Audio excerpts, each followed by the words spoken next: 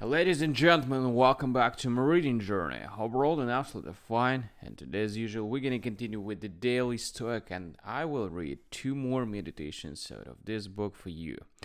So let's get started with the first one. Focus on what is yours alone.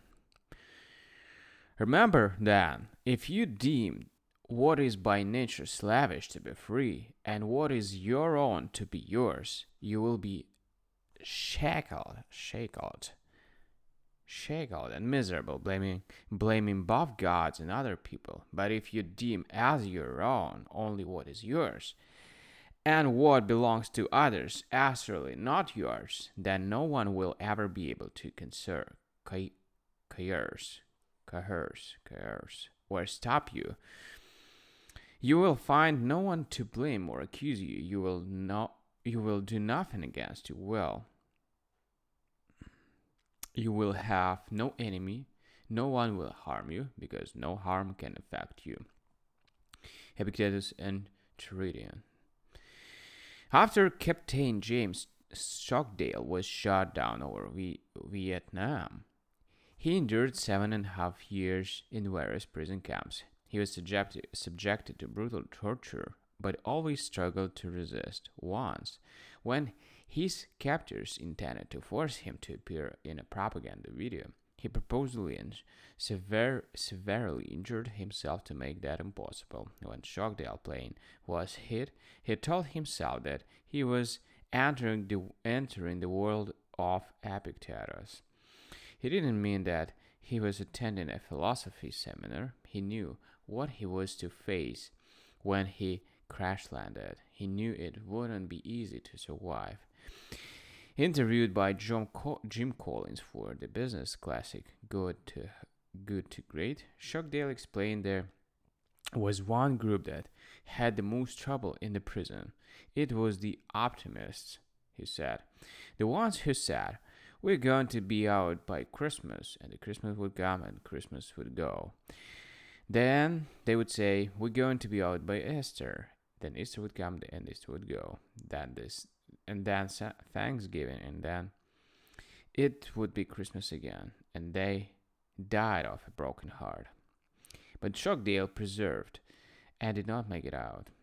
He quenched his desires and focused exclusively on what he did control: himself.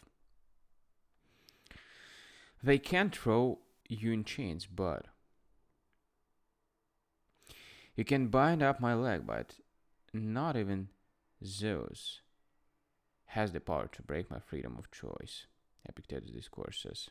It was said that Epictetus walked with a permanent limp as a result of being chained up as a slave. 2,000 years later, James Stockdale also had his legs chained in irons and his arms bound behind his back and pulled from the ceiling, repeatedly wrenching them from their sockets. Future Senator John McCain was in that same prison, subjected to much of the same abuse.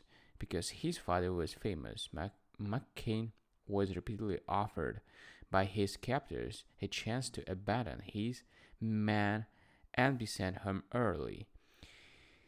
He too held tightly to his freedom of choice, declining to submit to that temptation, even though it meant a loss of the physical freedom he must have ached for. None of these men broke. No one could make them sacrifice their principles.